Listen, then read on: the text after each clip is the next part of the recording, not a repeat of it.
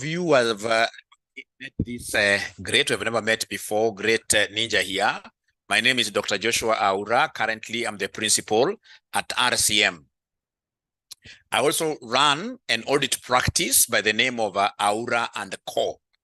Aura and Co is a registered firm of certified public accountants where we have a composite license to do assurance services. We have, in this case here, taxation and advisory. Coincidentally, I work with your teacher both at RCM and at Aura and Co. All right. So this paper called Auditing and Assurance, you'll be seeing me once in a while, like once in a month, where basically I'll be coming to give you the practical aspects, because your examiner nowadays is moving away from lots of theories to lots of what is being done outside here. So this is paper number 10, Auditing and Assurance. So under Auditing and Assurance, ladies and gentlemen, here, this paper is intended to equip the candidate with knowledge, skills, and attitudes that will enable him or her to conduct the audit of an entity. So you're going to see, ladies and gentlemen, as somebody told us up there, that an audit is an independent examination of financial statements of an entity by an independent practitioner, with an objective of giving an opinion as to whether those financial statements represents what we call a true and a fair view.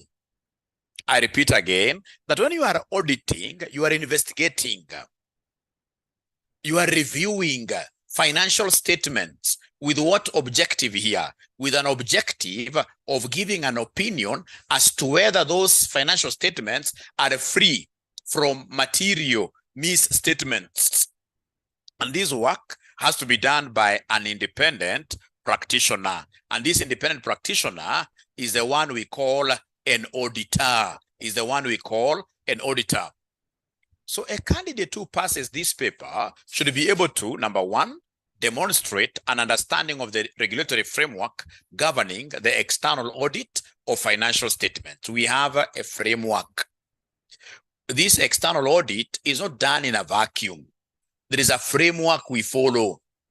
Demonstrate an understanding of international standards on auditing, ISAs, where appropriate, and the International Code of Ethics for Professional Accountants, including international independent standards.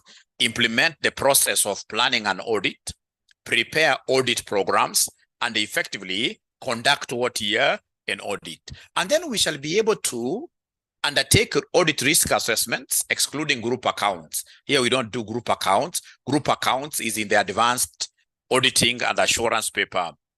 And then second last, you will be able to apply the risk-based audit approach to audit of limited companies. And then lastly, prepare non-complex audit reports for audit engagements here, So then we look at the content. So under content, we have the nature and the purpose of an audit.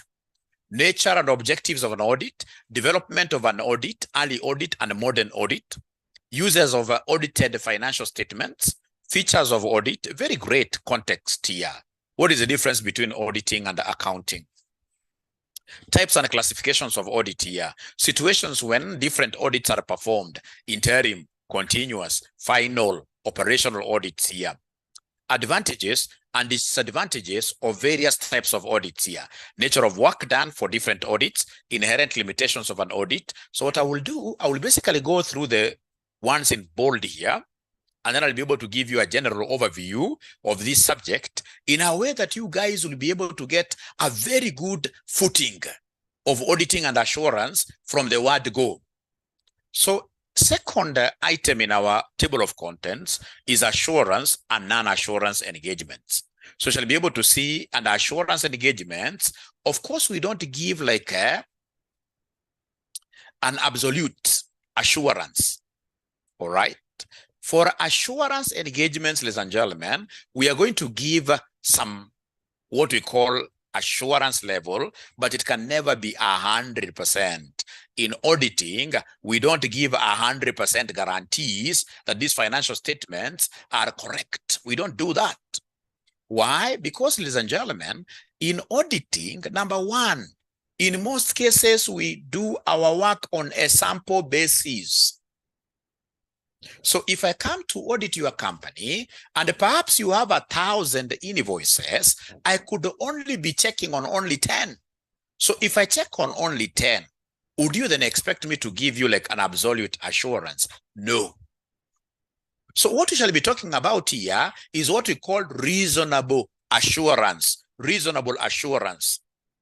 Now, ladies and gentlemen, under these assurance services, we are going to see that under these engagements, we shall be having, for example, a practitioner, an independent person. This auditor guy is a practitioner. He's like an outsider who is coming, in this case here, to give an eye on what the preparer of the financial statements are who? Preparer of the financial statements are the directors of the company. So in this case here, we have an independent practitioner known as an auditor and assurance services coming to look at the financial statements, in this case here, done by the directors. And why are we looking at these financial statements? For us to be able to give our opinion. This opinion that we give, we are going to, of course, read this opinion to another party. Which party is this? The shareholders in most cases. Remember, as you're going to see in this subject, normally an auditor is appointed by shareholders in an annual general assembly, what we call annual general meeting. Once in this case here, these people have appointed me as an auditor, then I know my work is to go and ask directors, where are the financial statements that you would want me in this case here to give my opinion over? Then in this case here, they'll give me the financial statements. Once they give me these financial statements, when I'm auditing, of course, I'm not only looking at financial statements. I must dig deep to get what we call evidence, to mine evidence. Normally, the opinion that I'm going to give is based on the evidence that I'm going to get. All right. So I start looking for evidence. I start reviewing this evidence, ladies and gentlemen. And then at the end of the day, I will be able to give what here? An assurance. But this assurance, again, we are giving is not absolute. It is what we call reasonable. So that in this case here, shareholders and the other stakeholders outside there now will be able to have some faith. We'll be able to have some faith, or of course, no faith on the financial statements, depending on the kind of opinion that I give. Now, ladies and gentlemen, when you finish, I'm so sure most of us as accountants will end up becoming auditors. There are two possibilities when you become an auditor. You can either become a blood hound. Hound is a H-O.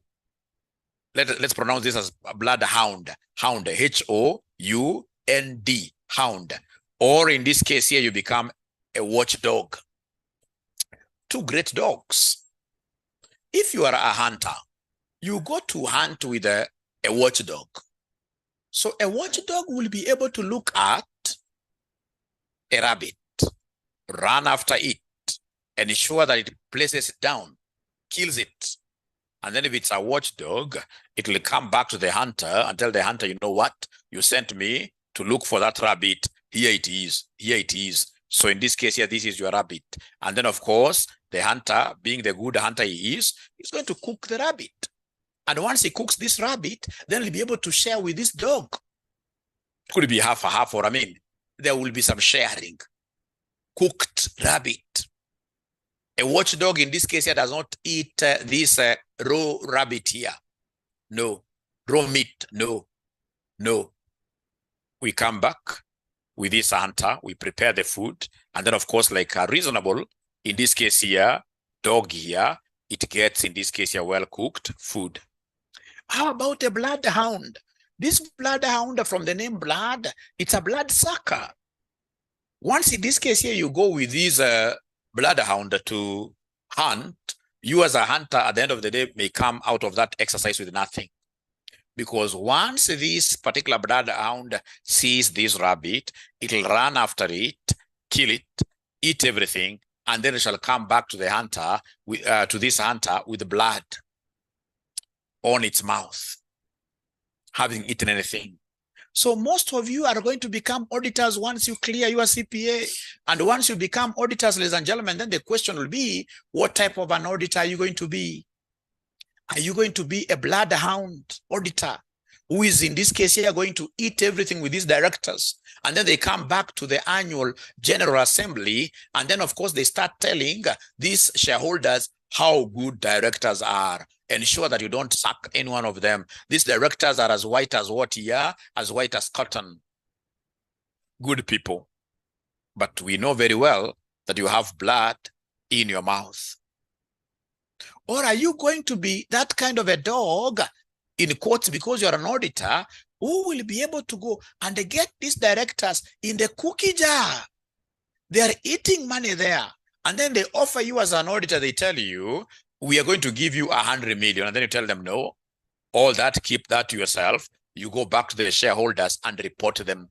Now, ladies and gentlemen, in the charts, what kind, please be very honest to me. Once in this case here, you get an opportunity, because auditors, we get these kind of opportunities where we shall always be offered tips.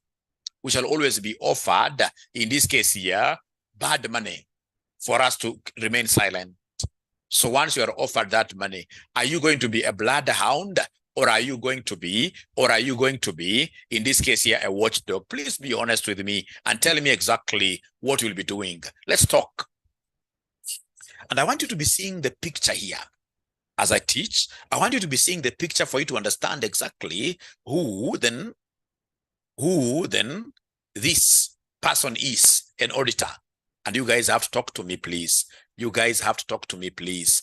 What kind of an auditor are you going to be? Please be very honest with me. Do we have some watchdogs here? Do we have, in this case, some bloodhounds here? Thank you very much. At least I can see one. Yeah, Wanjiko said, watchdog. Kaburu says, very professional. Apana kubali, nusu mukate. Great. So Kaburu and Njeri, them, they have said, Mwalimu, we shall be watchdogs. We shall be watchdogs. But I believe there must be a ninja here from the word go, who is saying, Mwalimu, me, it is only a chance I've never gotten. If I got a chance today, I must become rich. I must become rich. I must become rich. Thank you so much. It's good to know that I have students in this case who will be able to, stand with what here? Stand with the truth. So as you're going to see, non-assurance services, of course, you are not going to have a tripartite. There's nothing like tripartite here. There are no three parties here. So non-assurance services, for example, you could be given something like tax computation. And this is being given to you by the directors. They simply tell you, please compute these taxes for us and do this, blah, blah, blah, blah. So you see there, I'm not giving any assurance. I'm just computing. At the end of the day, I will not be giving any opinion. I won't be giving any opinion. All right. Then we have the legal and professional framework. How our auditors are appointed. Like right now, actually, yesterday, we were able to get, in this case here, an appointment as auditors of some company, which is in Nakuru. All right. But you see, we don't just accept like that. There is a procedure. If Aura and the company has gotten today, like it got yesterday, this kind of an appointment, then, ladies and gentlemen, there is a procedure that we have to follow. For example, I would want to know why the outgoing auditor was fired. So, of course, the directors will tell you so much. Why did he resign, for example? They'll tell you so much. But you see, ISPAC, which is the body that regulates all auditors in Kenya, tells us that we must seek for permission from these directors to speak to the outgoing auditors. If they give me that permission, I'll go ahead and speak to these outgoing auditors, wanting to know exactly the circumstances under which they left this particular engagement. Because some auditors, of course, will be able to tell you the truth, that this is a very risky exercise, that these directors are not men and women of integrity. All right. So here we shall be able to discuss so many things: qualifications, disqualifications of auditors, removal and resignation of auditors, remuneration of the auditors, rights and the duties of auditors, etc. Very many things there. Then we have here planning and risk assessment. How do you obtain accepting and retention of an audit engagement? Many great things here. For example, ladies and gentlemen, before we take up this particular appointment, we must sign what we call a contract. And our contract in this case here has a special name. We normally call it an engagement letter. An engagement letter. So in this engagement letter, we shall be able to define, we shall be able to spell the rights and duties, obligations of the directors. Directors must know that their primary responsibility is to prepare the financial statements. This is not my role as an auditor. All right. There are those people who think that an auditor, once he steps in, he's the one who is coming to prepare financial statements. No, an auditor, ladies and gentlemen, at the end of the day, this auditor will just be looking at financial statements prepared by the directors of the company, by management of the company. So we must detail the duties of every stakeholder. What are your duties as directors? What are my duties as what here as an auditor? In this case here, we must spell down in an engagement letter, what we call the basis of a remuneration of an auditor. Normally, ladies and gentlemen, the auditor is paid on hours. We sell time. In most cases, we sell time. So in this case here, in my plan, I'll be able to have, for example, like now, 𝗓𝗏 and 𝗏, unfortunately, I'm the only audit partner, managing partner. I'm the only managing partner. So if, for example, a partner spends like, say, 3 hours in this engagement, then how much will I be paid? So we have that schedule. Audit senior, audit manager, we have that schedule. So if it's an audit partner like myself, of course, how much do you think should I get for each hour as an auditor? Of course, being at the top there, can somebody guess down to see whether people are exposed? And that is why managing partners do not put in lots of time in most of these engagements. My role should be to review a little bit here and there, look at my audit processes here to see the quality, and then I will be the one signing the audit report. I'll be the one, in this case here, issuing that opinion. When you sign the report, it's like you're the one issuing the report. Writing the opinion, Yeah, so it depends, ladies and gentlemen. If it is a PwC, for example, engagement, audit partners there will be getting like 30,000, 40,000 Kenya shillings every hour. Every hour. And then, of course, we have a rate for the manager. We have a rate for that. And then, of course, we have what we call disbursements. Disbursements, of course, if you tell me to go and audit, for example, somewhere remote, then automatically the mileage, you're the one in this case, you will be able to come and help there. All right. So this is great, ladies and gentlemen. So we come here, audit risk assessment, like we have inherent risk, control risks. And then we have in this case here, these guys are repeating here.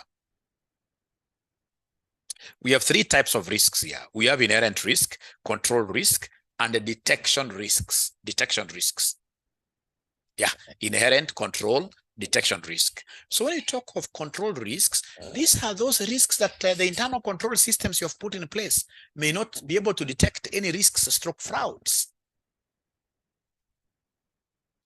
Yeah, the internal controls, you're going to put internal controls. There is a possibility that those internal controls will not be able to catch anything.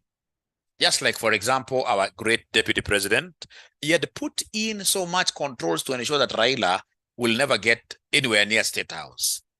But did those controls work 100%? Did they work 100%?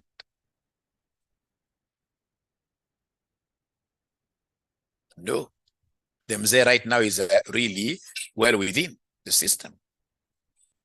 That's an internal control risk. That's fine. This guy tried his very best, but things happened which he can't explain beyond his control. Raila getting there is like a risk, is like an error. All right. That's according to him. Ladies and gentlemen, the same applies to detection risk. Detection risk is that risk that the auditor himself, the auditor is also supposed to be detecting things, that the auditor himself is going to put in safeguards to ensure that any frauds, any misstatements will be detected. But there is that risk that this guy may not be able to do what he may not be able to get anything. And then we have inherent risk. Inherent risk is that risk which basically exists due to the nature of business. It's beyond controls. There are those businesses that are inherently risky. Ladies and gentlemen, if there are, for example, businesses today that are really losing money, it is the banks.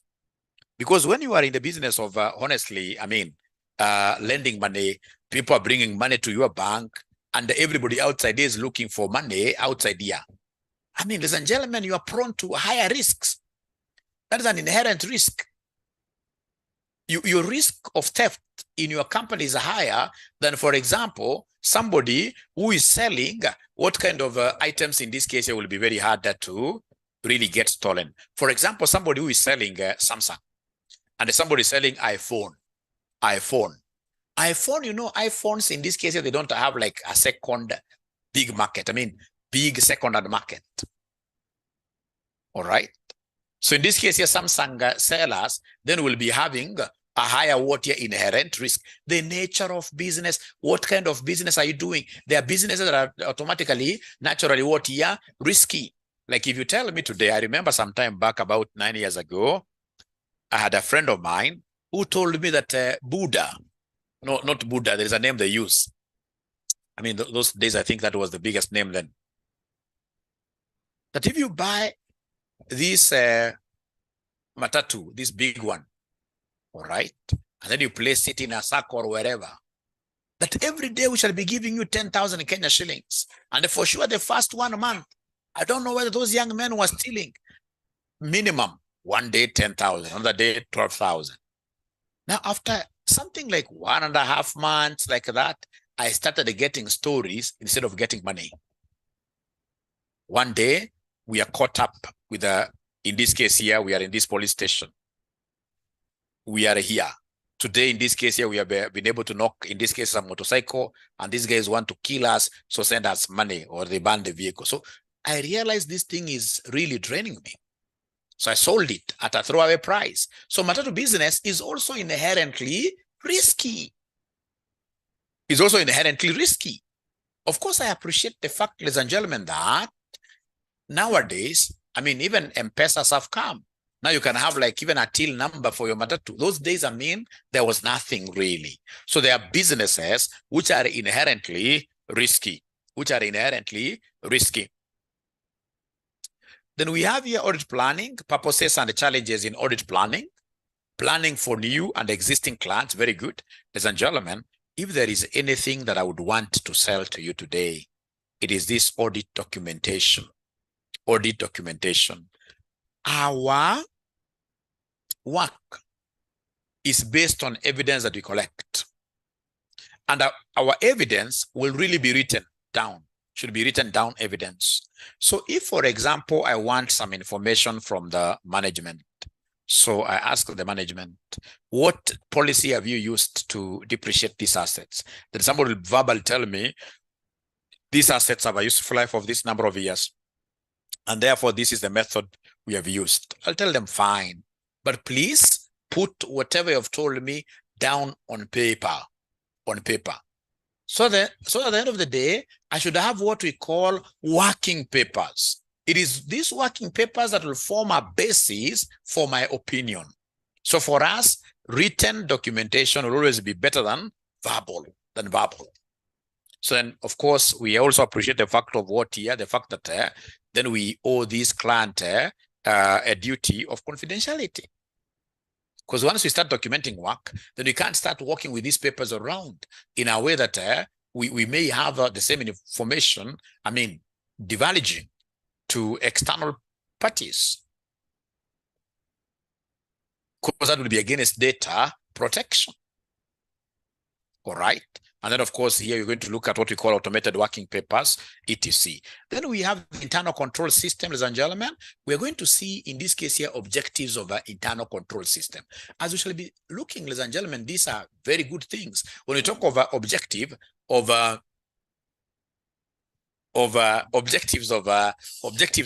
internal control systems, first of all, I would want you to understand that an internal control system is an umbrella. An umbrella that you put on your head like this to ensure that the financial statements of the company, ladies and gentlemen, are accurate. They are fair. They are truly and fairly done. So internal control systems, we put them, we cover ourselves to ensure that our assets are what is safeguarded. Ladies and gentlemen, the very first thing I will do, of course, after the engagement, I've done my planning, etc. I will be able to look at how effective, how strong are these internal control systems. If they are strong, then I will be able, if they are strong, then I will be able to place reliance. But in most cases, like most companies that we audit ourselves, ladies and gentlemen, and I mean many other auditors outside here, very few companies have strong internal control systems.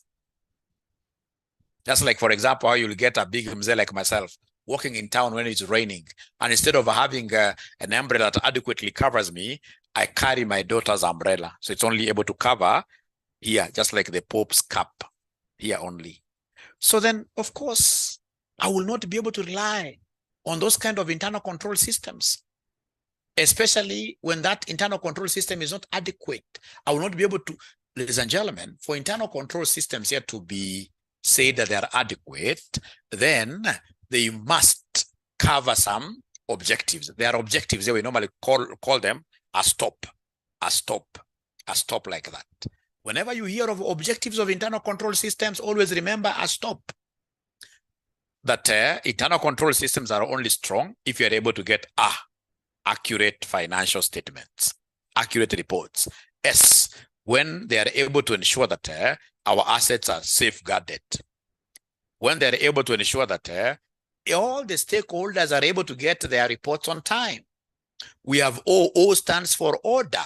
There must be order in the business. Ladies and gentlemen, even in your own home, if you call me to your home, I will be able to know whether your internal control systems are strong or not by how you are organized. How you are organized. Just by looking at how you are organized, then I'll be able to know that for sure this person has strong internal control systems. You will get others in this case here, for example, disorder at home. Disorder at home, especially some of the young men that are here. Unakuta hata socks imewekwa ingine wapi, ingine imewekwa namna gani. Bora maisha, isn't it? In a company, I would expect lots of order. How do you organize your files in your computers? Is it in a way that, we will be able to ensure that there is easy retrieval of these documents when we need them? There's a company we audited. I'll not mention the name because of confidentiality. It's an Israeli firm. Those guys, even how they do their files, the numbering of the documents inside, it's in a very systematic way. Even how they staple. Ladies and gentlemen, if you want your company to go very far, there must be order. And for order to be there must be systems. Like there is this hospital that we audited just the other day. It's quite a huge hospital. When you look at their systems, from how a client, from their website, how a client is able to book for services of a doctor. Simply go here, you say, I want this gynecologist. Yeah. Then in this case, his appointment schedule comes. So the doctor is able to confirm. All right. Then you make payments. Then on a material day, you go to the hospital. Once in this case here, you go over there. There are systems. When you go there, of course, you'll be able to go to the triage. Triage is where we get to see people, right? There are people who will come there because maybe they have some trauma. They're undergoing through issues in life. Maybe his mzee was been beaten by the wife just yesterday. So he comes, he doesn't even need to see a doctor. What he wants is a hearing. So it comes the triage area where we try. So you take this person's temperature, yeah, you realize it's a bit high, like that. And then you will, of course, do a few preliminary tests there, like weight, etc. And then once you start talking to this guy, you realize that the guy, I mean, is now freshening up, all right? And then you tell this guy, bye-bye. But of course, if this now person wants, like now, a doctor, all right, then you'll be able to tell this guy, go to door number 1. Doctor will be able to recommend this guy, for example, to the lab, for lab test. So this hospital is the first hospital I realized that you can walk in the hospital throughout without any documentation. All right. Your report is only moving somewhere in the cloud up there. You go to the lab, the only thing they'll ask you to do is to give them the unique number. The unique number, the one that is D16. All right. So you give them D16 and then they start, in this case, if it's lobotomy, they start doing things there. And then the report is written, it is again shared in the computer system. So that is a very organized hospital. You go to the pharmacy, you have already your documents there. Very organized hospital. The other day, I was also, I mean, if you go outside the Kenya, ladies and gentlemen, especially in terms of hospitals, you will not like Kenya. I'm telling you, we are behind as a nation, and simply it's because of the kind of leaders that we, from our MCAs, our MPs. I mean, we are electing people whose main intention is just to eat and eat and eat and eat. If you go to Dubai today, when you're coming back to Kenya, you become so much stressed because over there, everything is very, very orderly. From their traffic, you will never see a policeman on the road. Actually, in Dubai, if you call a policeman to come and look at an issue, you pay them $120 US. You pay to the state. Because over there, it's all about what here? AI, artificial intelligence. They even have a ministry called Artificial Intelligence that was formed in 2017. So there must be order. Look at Kenya. You guys, for sure, and I'm not against our country, but are you happy to be a Kenyan? Are you happy to be a Kenyan? Please, let's talk.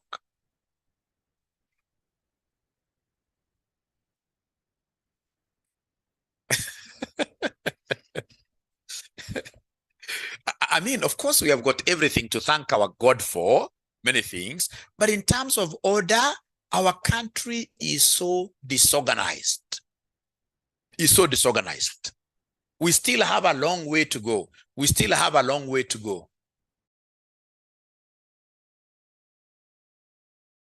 We still have a long way to go.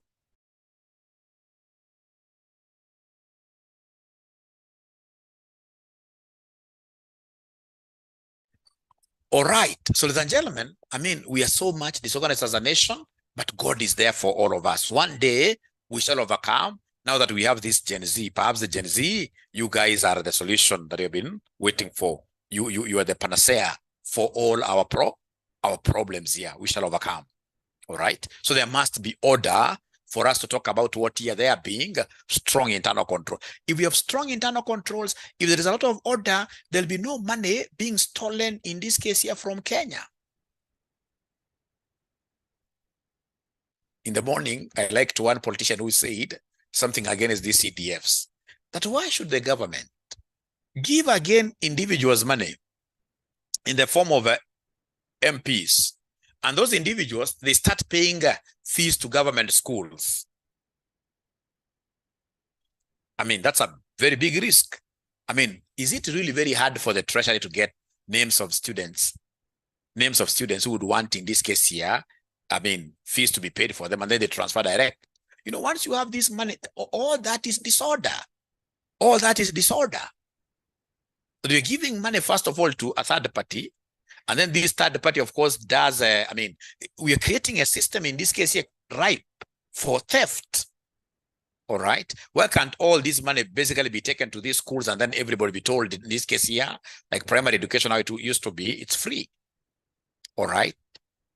Ladies and gentlemen, as an auditor, I would want to leave you with one name: skepticism.